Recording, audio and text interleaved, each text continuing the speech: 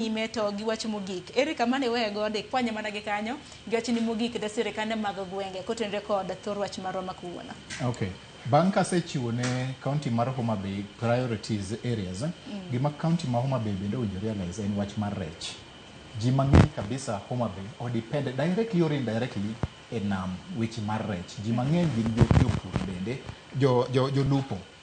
County government ne bende okunjo bende ni 10-15 years still gionge solution mar county. Ni ji mang'eny pod rely on nam, the nam naturally the way Abraham used to do it, you know. It is just not working.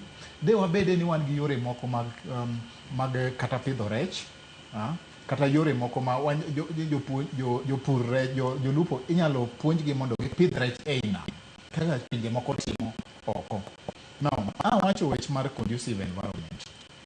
To mano kela e wacho point moro manyo CS mar Treasury obirogo mar weche mar tax. Kane owacho ni mondo oket bracket mar tax mar jok mag piny oduoge to around 30,000.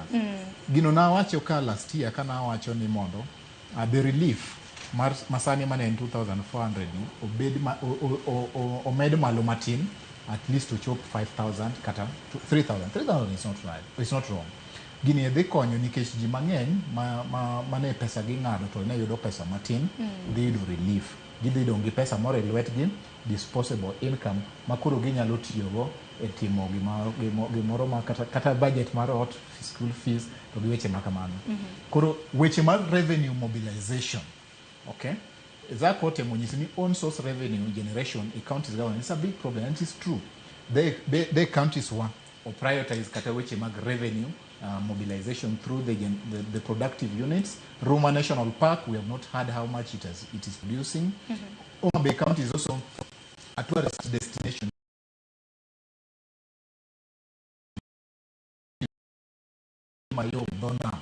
Okay, Nyangafu kabisa. The beach, beach ber kabisa. Koro governor owinjo bedgi ka yore moko magitemogo yudo pesa maber, kuonde mag tourist owinjo bedni bedo accounted for maber kabisa. Then through those means wanyalo yudo kaka wanyalo develop. Erokamano ahinya. Zaka gi wach ni mogik.